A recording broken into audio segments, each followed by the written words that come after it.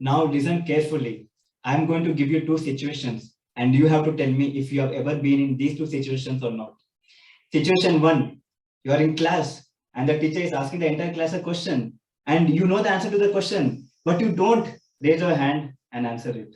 Situation two, you are in a Toastmasters meeting and the table topics master is asking for a volunteer for the next topic and you really want to speak in the next topic, but you don't raise your hand and go for it.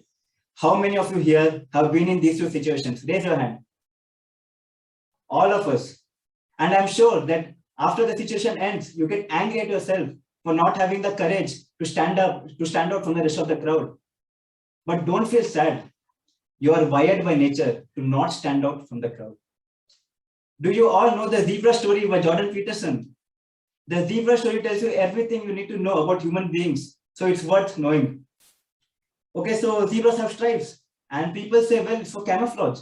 But then you think about it for 2 seconds and then you realize that it's a very stupid theory because lions are camouflaged and they're golden like the color of the grass and zebras are black and white. You can see a zebra 5 kilometers away. It's like, look, there's a zebra. It's black and white. So this entire camouflage thing is not working out so well as a hypothesis. Okay, so then biologists decide to go and look at some zebras and they're looking at a zebra in the herd because there isn't a zebra, just like there isn't a fish. There are schools of fish and there are herds of zebras. And zebras are the same thing. There isn't a zebra, there are zebras.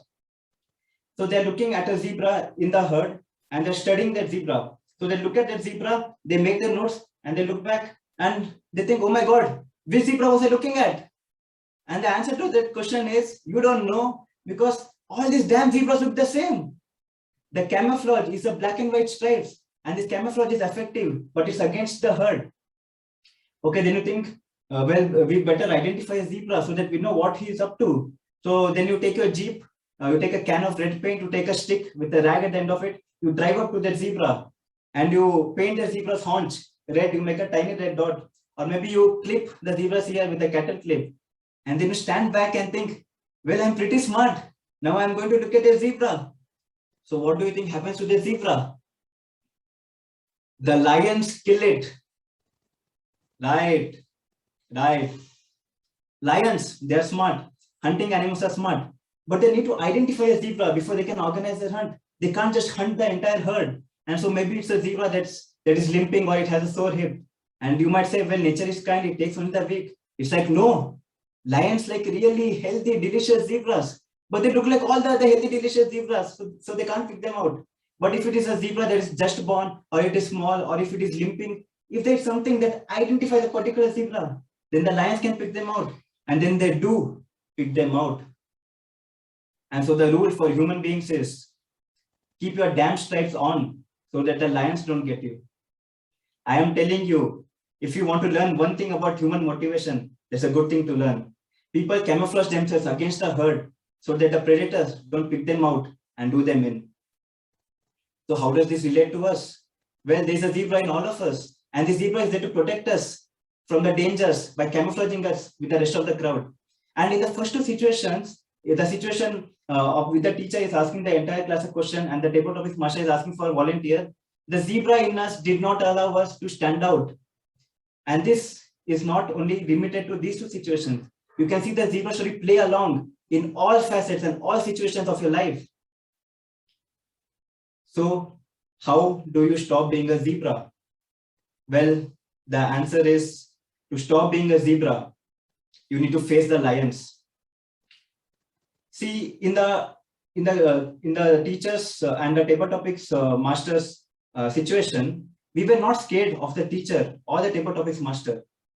We were scared of being judged by our peers on how we speak, what we speak, whether we fumble or whether we forget our lines. I'm sure all of you can agree with this. Even I was a zebra during table topic sessions. I was not scared of the table topics master or the topics. In fact, I really loved speaking on the topics, but I was scared of being judged by my fellow Toastmasters. One day I was standing in front of a mirror and I saw black and white stripes. Well, it was my t-shirt had black and white stripes. But the point is that moment I realized that I am a zebra.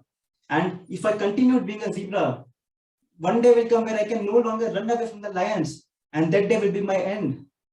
A better plan is to fight the lions than to just throw away myself to them. So I decided to do this, just that.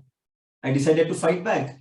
So in Toastmasters meeting, in the table topic session, I used to be the first person to volunteer for the table topic, for the topics. I didn't like doing it, but I continued doing it. And after about 12 table topic sessions, I realized that the lions had disappeared. Then I realized that the lions never existed in the first place. It was an illusion created by my mind. And this has really helped me in a lot of situations. I have been in situations where I feel like giving up, I feel like standing, I feel like being with the crowd. And when I think about this, that the lions, they are just an illusion in my mind. It does not allow me to constrict myself and I can express myself freely. And that has really helped me improve and be successful in a lot of situations. So everyone, don't let your black and white stripes constrict you and rob you of a life of success. You face the lions head on and see the magic that happens in your life. Thank you.